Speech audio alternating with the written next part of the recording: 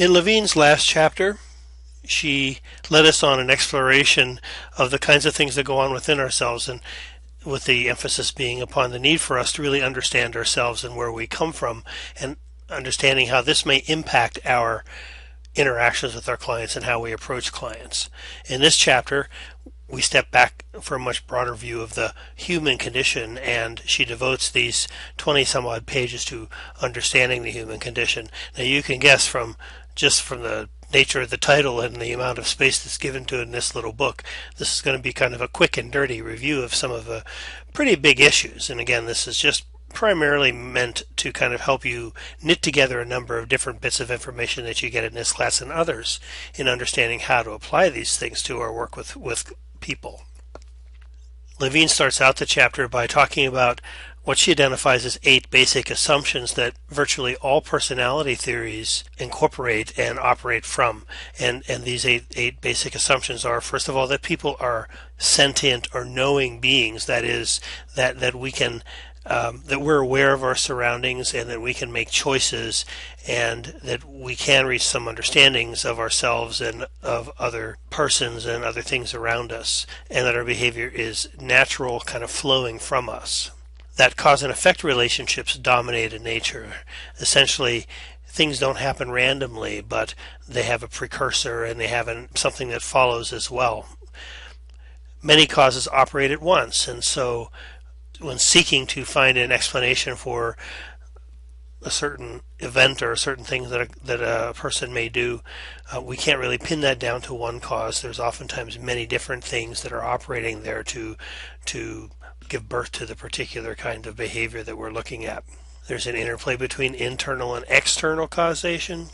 By that we mean that certainly we have motivations and things within us that drive us to do certain things, but there's also influences outside of us that have an impact on these decisions and choices that we make that help to shape our personalities and behaviors as well. Causes are both fundamental and precipitating. The causes are a part of the environment around us and are part of what creates us, and it's also the kinds of things that precipitate other events and behaviors that we engage in. Purpose and motivation is involved in our behavior, whether that purpose, that motivation is conscious, subconscious, or preconscious. This essentially suggests that there is a reason for the things that we do.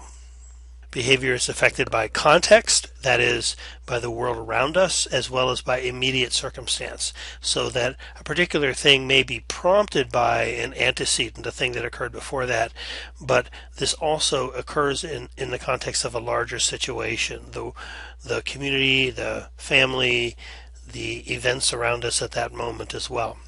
And finally, reality is really so rich that our mental picture of it really is that really it's impossible to understand reality in totality.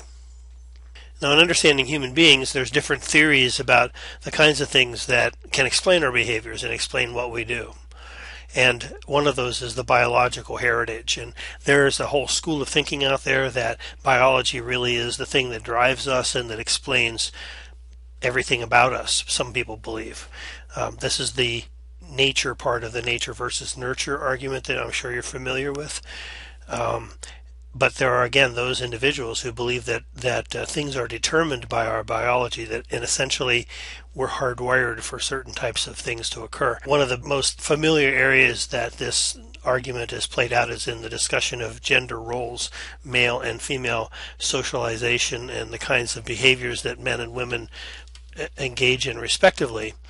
A lot of people will lean towards socialization to explain these behaviors, but there are those who believe that really men are aggressive and perhaps more sexual than females because of our biology, and that this is an evolutionary pattern that goes back and helps to ensure the perpetuation of the species, those kinds of things. Women at the same time are more of a subordinate position in society for the same reason that they need the protection of men, and that this is a biological necessity because of the fact that their primary role in this particular way of seeing things may be giving birth and raising the young to perpetuate the species. And so in any event, There are those that say that biology really is the thing that drives most of what we do. And this, of course, there certainly are biological factors in shaping who we are, and these are the result of thousands and thousands of years of evolution. And biology, in many respects, comprises the characteristics that we hold in common with all other persons as well. Once we are conceived, our genetic characteristics are set, and our strengths and weaknesses are determined. Some think at least that our biological characteristics place boundaries on what we can become, and sometimes those boundaries are much more narrow than for other individuals. And we need to be aware of, as workers, we need to be responsive to the special needs that these kinds of boundaries, these characteristics can create, understanding how it impacts a client's behavior, and adjust our expectations for the others accordingly. Our social heritage is, something that we can change and we can alter, and so we want to pay particular attention to this kind of thing, because this is plays a big part in how we become the person that we are. This is probably the nurture part of the nature and nurture controversy. And one of the big things that comes out of this is the concept of the self, that we come to understand ourselves and know ourselves in the context of our interactions with other people that are significant to us. Early in life, of course, most significant are the parents, but as we grow older, those significant contacts expand to include teachers and peers and counselors and other coaches and other people that are in the community around us that have an influence over us. And out of these interactions, we develop such things as a self-image. We develop a set of values. We develop a knowledge and a respect for rules, and a respect for others, rather, and knowledge of rules, these kinds of things. This capacity to make choices, to compromise, to deal with our feelings, all these kinds of things really comes out of how we're raised, how we believe in ourselves based upon the interactions that others have with us as we grow up. That's the social heritage. The spiritual heritage, this is an area that I believe most people would say that we don't pay enough attention to in the field, because we try to be secular in our work. We don't want to impose our own religious and moral values on others. But that's not really what this is talking about here, because spirituality and religion are very different things. But it can be said that we all have a spiritual part to our personality, and sometimes I think our interventions with others lack an awareness and acknowledgement of that, particularly as the spiritual self is understood by the client, because this is different from, it's different from person to person. Every individual sees their spiritual being differently, and so we need to listen and get to know what that is, and respect and work with that particular part of the individual as well. Spirituality grows out of some of the values that were taught by different groups that we are engaged in during our upbringing, and this includes things like our family, our peer group, our work group, all these kinds of things. All these social groups that we belong to have a set of values that we ascribe to in part or whole in order to be a part of that group. This is all a part of who we are. Socialization is essential for survival and for social functioning. And in order to belong to a group, we have to be socialized into that group, meaning partly we're accepting at least some of those values of that group. And it's important for us to do that, because belonging to groups is really something that's very important to our well-being. Doesn't mean that we have to be conforming 100% to the patterns that's prescribed by the group, that we have to be mindless about it, as it says here. But as an individual, we can conform well enough to function in that particular group, and as well as to function in society. So we make choices about how we conform, but good socialization at least gives the individual the capacity to conform well enough to get along in society. Now, there are many theories about what drives us and how we understand ourselves and our clients. And the next few slides are going to go through a very, very, very thumbnail sketch of different personality theories and intervention theories for working with people. The first theory, which is one that we're all pretty familiar with, is psychoanalytic theory, and this seems to be sort of the granddaddy of all kinds of interventions. Goes back to the days of Sigmund Freud. He was really the person that kind of developed psychoanalytic theory to begin with, but has become modernized over the last 150 years or so, so that perhaps more than that now, in fact, so that there are many individuals who still consider themselves psychoanalytic in their approaches, and there are some things that are very valid in this approach. Now, some of the basic concepts from psychoanalytic theory include the existence of the conscious and the unconscious. The conscious is the things that, of course, that is our awareness, basically, the things that we can explain about ourselves. But psychoanalytic theory also says that there is an unconscious part to us that has equal hold over our behaviors and our feelings and things like this, and that this unconscious can drive us sometimes, even though we may not even be aware of the particular things in the unconscious that's doing the driving. And so part of the I guess the point of psychoanalytic interventions is to explore and kind of uncover that unconscious and bring it to conscious awareness so that the client is capable of doing something about it, I guess. This is a poorly arranged slide because the next three concepts really aren't so much about the conscious and the unconscious as they are parts of the personality, according to Freudian theory. And Freudian theory indicates that we have this one part of us that's called the id, which is really all about our drives. It's the child in us. It's the demanding creature in us, the lizard brain that just wants to fulfill its desires and its needs, and come hell or high water, that's all that matters. I want what I want when I want it. The superego is sort of like the parent. Freud referred to it as the culture within us because, well, our culture teaches us and gives us a set of do's and don'ts, and the superego is full of do's and don'ts, and monitors the id and tries to rein in the id, so to speak, so that the id doesn't get out of hand. And now the superego isn't much fun, and I suppose if you want to think about harsh parents, that would probably be a superego, maybe any parents for that matter, that part of going on in your brain that, what would my mother or father think about this if they knew? That's your superego talking. So the ego is that part of the personality that sort of mediates between the id, those drives, and the conscience, the superego, to bring about somebody who's a mixture of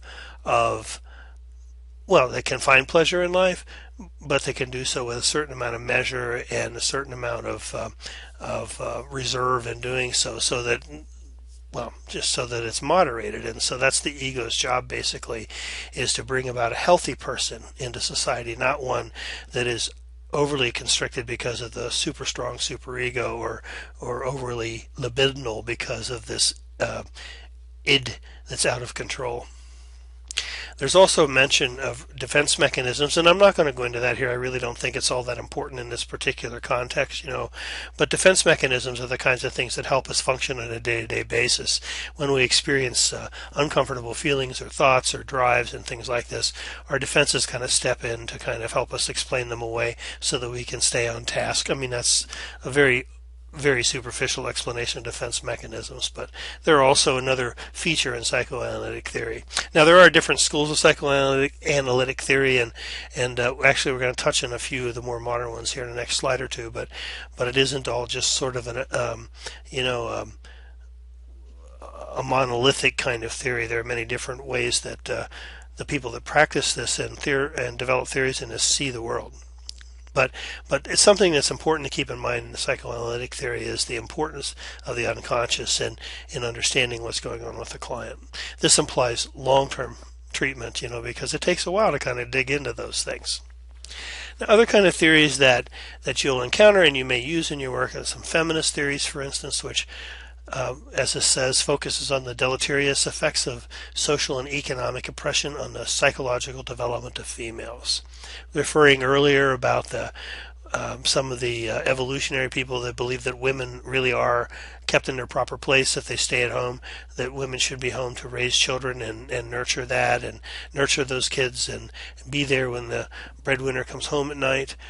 These are roles that really are prescribed by traditional feminine socialization over the centuries, not only here but in many places around the world, as you well know. Women are also prescribed the qualities, the things that describe femininity, oftentimes are the qualities that in the larger society aren't that much appreciated, sort of passivity and for instance, and sort of a quiet nature and those kinds of things, rather than the aggression that society seems to favor sometimes among individuals. Feminist theorists believe that masculine and feminine identities and roles, they're not biologically determined at all. What happens is they're reproduced from one generation to the next by this social arrangement that we all seem to continue to accept. Now, this is being challenged more these days in the United States. There's still a long way to go before we reach gender equality, and I think you've heard me say that before, and you'll hear me say it again. This is something that feminists believe is not biological, it's social, and I agree. Learning theorists believe that all behavior is learned and that only observable facts are significant. In other words, a behaviorist will tell you that all this psychoanalytic stuff about the unconscious is poppycock, and that really what we need to focus upon is what we see in front of us. There are people who believe, therapists who believe, for instance, that a person's behavior, if you're working with a kid, for instance, that this child's behavior will improve if his emotions or her emotions can be somehow lifted, so therapy then focuses upon some of those unconscious elements perhaps that contribute to negativity in the child's life. Lots of efforts being put into making that child happier, thinking that when that child becomes happier, their behaviors will improve. Learning theorists, behavior theorists will tell you that good behavior comes first, or more positive behavior comes first, and that positive emotions follow. So rather than trying to change the emotions, which really are something you can't put your finger on, you can't touch, you can't really quantify, it's difficult to measure, you can observe and measure behavior change. And that as behavior change occurs, emotions follow and improve as well.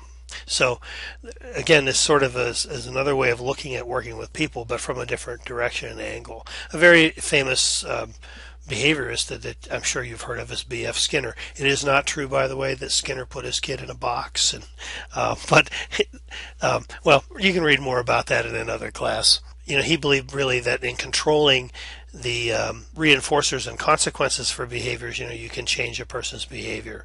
Of course, the problem is that we can't totally control reinforcers in anyone's environment. Another type of theory is a humanistic theory, and if you ever get a chance to take a humanistic psychology class during your college career, I really strongly recommend it. It was one of probably the most uplifting courses that I had in my 4 years of undergraduate study. I think I took it in my senior year. Humanists believe that really we're driven to grow and to achieve our fullest, that the concept of self-actualization comes from this, that really our life is about a drive to self-actualize and to reach fulfillment and to grow and continue to become better and more fully human. Some famous humanists include Abraham Maslow, Rollo May, and Carl Rogers. Carl Rogers was a psychologist, I believe, maybe a psychiatrist, who really he wrote some great books and worth reading. For instance, On Becoming a Person is a book that just was a wonderful explanation for his view of humanity. And Rogers said that for the adolescents that are kind of going through this identity crisis in college years, wondering who am I going to become, he says, stop worrying about those things, because you'll never have the answer to who you're going to become until the day you die, because we are always in the process of becoming who we will be. So this is a humanistic thinking. Humanists also look at positive regards and decipher between unconditional and conditional positive regard, and make note that in parenting, while we try to provide as much positive input to our children, that we still withhold reinforcement, we still sometimes withhold our affection and love when children engage in behaviors or display parts of their personality that we don't approve of. And so the regard we give our child is conditional. And these theorists would tell you then that this drives the child to deny that part that doesn't gain the parental affection and love, and that in closing that part off, that child closes off a part of his or her own true personality, and that from this arises all sorts of psychological disturbances and things. So again, it's a very interesting set of theories and worth reading more about. There's other kinds of theories. Albert Ellis was a psychiatrist, worked in psychiatric hospital, I think, back in the 50s, and was very frustrated with traditional psychotherapy. That what it did was it created healing a patient involved making that patient dependent upon this expert psychologist or psychiatrist, the doctor, so to speak, who could cure that patient, but it was a long and slow process while we go back there and mining through all those unconscious kinds of things in our history and all those things, and so that patient becomes so dependent upon the doctor they can never really live a fully functional life. And Ellis thought that was ridiculous, and he boiled down emotional self-control into 3 easy steps, and I'm not going to go into it here. I fully believe that RET is a very useful intervention with clients, and Ellis hit the nail on the head. What he did with here is he gave us a way to work with clients that teaches them how to take care of themselves, so that they don't need therapists over the long run if they can change some of their thought patterns. RET is about that. Gestalt therapy, Fritz Perls looks at also kinds of rejects some of those things that's happened in the past, and encourages us to kind of look at the here and now and who we are and what we want to do and to work with that. Eric Berne with transactional analysis. Berne took Freud's theory. He was really a Freudian psychotherapist and a psychoanalytic therapist, I should say, and really kind of took Freud's theories and sort of modernized it in plain language. And he called it the parent, adult, and child, that model. The parent being the superego. Remember I was talking about the superego being sort of our conscience. The child is the id.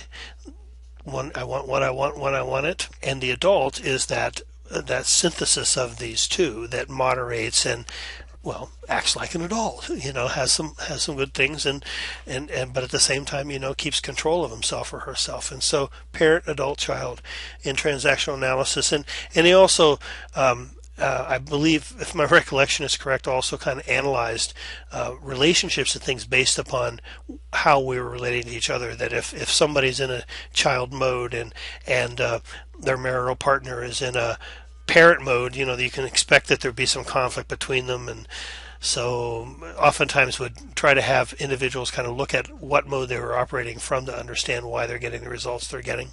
Glasser's reality therapy once again kind of says, we're taught negative messages, we're given positive messages and negative messages that shape our perceptions of ourselves and kind of spell what we can and cannot do. And Glasser kind of takes that and takes, I think, the client helps them to recognize that, but then says, leave that behind and let's look at what's real. Here you are. What are your capabilities? And forget about the messages you got in the past.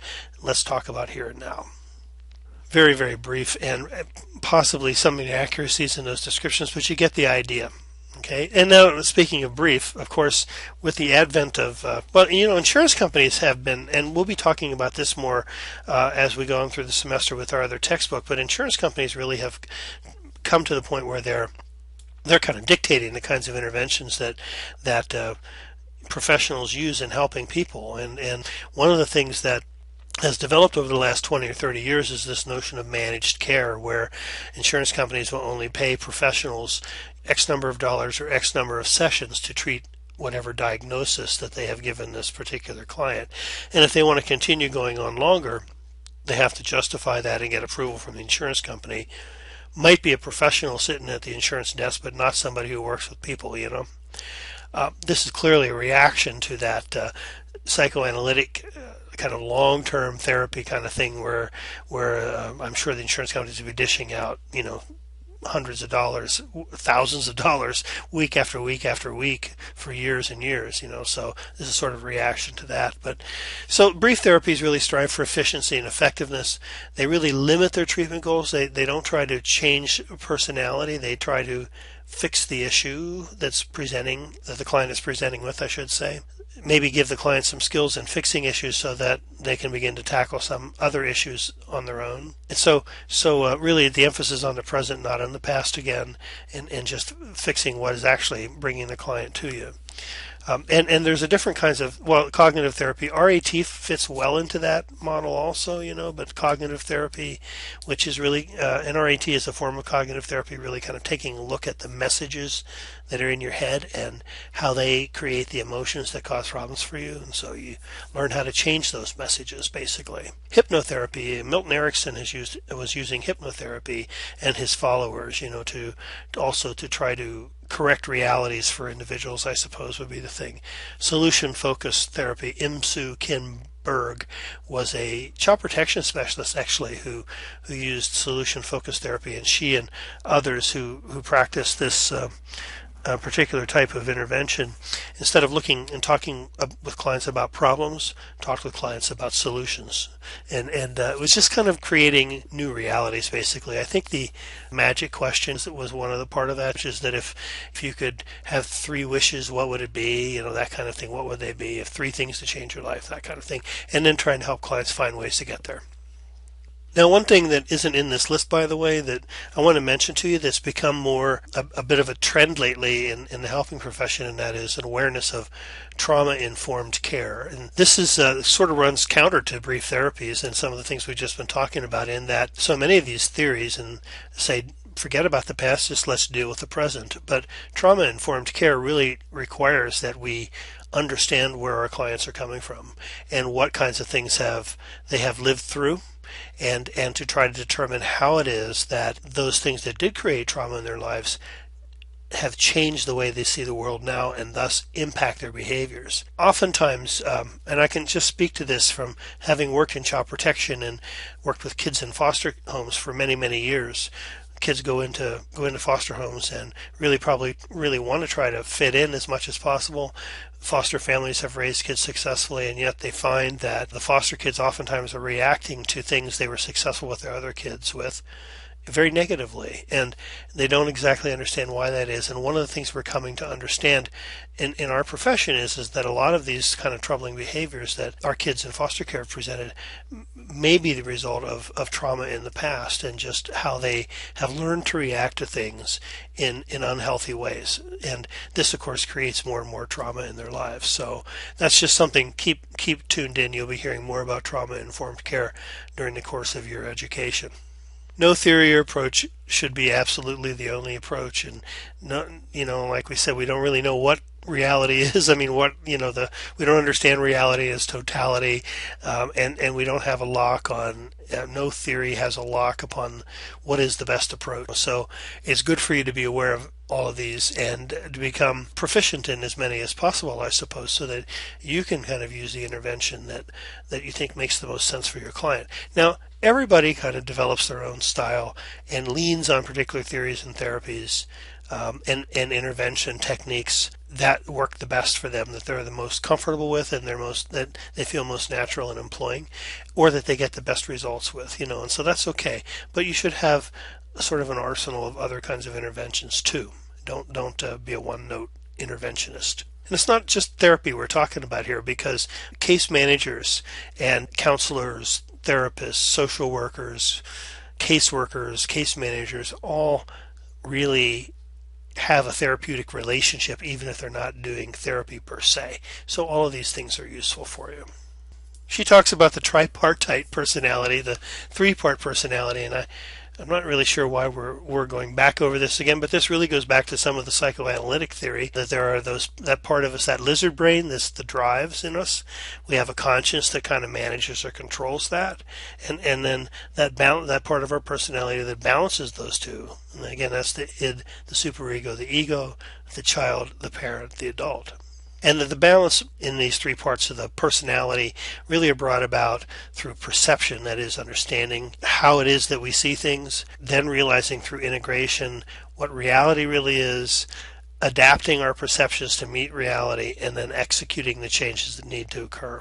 There's also a little bit of attention given at the end of the chapter to developmental theory, and there are a number of developmentalists involved in really some of the theories we were talking about, like Freud and his daughter Anna Freud, but also other persons like Erik Erikson. Now, these developmental theories are very different. Freud's his stages of psychosexual development implied that we were fully developed personality-wise, and because it is psychosexual, at the time that we reach puberty, really, that we're pretty much done developing then. I think we're pretty clear that there's a lot of changes in developing that goes on after that, but again, that was 150 years ago or whatever, 100 years ago or more anyway, when that was first developed, and so we've come to understand things better. Erikson, who was psychoanalytic, took that Freud's theory but really stretched it into over 8 stages of development throughout life, into old age, that we continue changing and developing. And so the key here is these developmental stages each have sort of tasks that have to be accomplished during that developmental stage, and then once that task is accomplished, that developmental task, then we can move on to the next. Freud's, like, for instance, the oral stage, the anal stage, the oral, anal, phallic, and genital stages are the I think the 4 stages of Freud's psychosexual development. And so each of those stages, for instance, in the anal stage, potty training has to be done successfully in order to move on to the next stage, those kinds of things. Erikson's stages really aren't really tied so much to sexuality, although sexuality is a part of the developmental stages, but really it's much more of a personality and overarching kind of cognitive development as well. And Erikson, his 8 stages as well, you have a task at each of those stages, and if you go through life and you move on to your next stage in development and you haven't really accomplished the developmental task that was meant to be developed in the earlier stage, later on in life this unfinished business creates difficulties when you don't have the skills you need to have that should have developed in an earlier stage.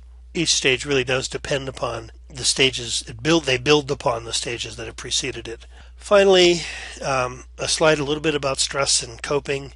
Hans Selye and his cohorts looked at the role of stress in life. And when we think of stress, we tend to think of it negatively. That is distress, a negative kind of stress. But there is a positive stress that's called eustress, EU, which is good. That's what it means. Eustress. Having a baby, getting married, moving, taking a new job, all these kinds of things. They're positive things for us, perhaps, but they're stressful. And so stress can be both positive and negative, and well, sometimes you have to take a look at the amount of stress that an individual lives with in their life to understand some of what's going on there. A certain amount of stress is really healthy and is good for maturation and development. And as the slide says, and the author says, this is lifted right off of the closing pages, in fact, that the nature of life is such that while balance is essential for functioning, it is constantly in the process of being upset, shifting and changing to adapt to new input and the demands of growth. That is, if we have a balance in our life, that balance is always going to get knocked off kilter because things happen in life, and so we have to change to adapt as we go through life. And the key point here is the organism automatically strives to achieve steady state again. Now, this sometimes is a way of maybe trying to understand why people do what they do. That even when people do negative things, hurtful things, harmful things, sometimes it may be viewed as that person's attempt to achieve a steady state again, to kind of even the score, to create balance again, whatever that might be. Now, depending upon what that individual has experienced, the trauma, for instance, that they've experienced in their life, those kinds of things, the kinds of things they do, the kinds of things that they see as necessary to bring about a balance can be very negative, can be very dark. But for most of us, hopefully, that drive for a steady state involves more positive things. But we do know life is not problem-free, and that every stage along the way brings its own set of challenges, its own set of fulfillments, and its own defeats. So we have to live with those things and keep on going on a day-to-day basis. And basically that's what describes a healthy individual. With that, we conclude our discussion about the contents of Chapter 3. If you have any questions or, as always, any issues that are prompted by this discussion, please feel free to contact me. Thank you. And I'm just going to keep talking here for a little bit more because I've noticed that these recordings seem to be cutting off at the end. And so just giving you some more friendly goodbyes just to give my computer time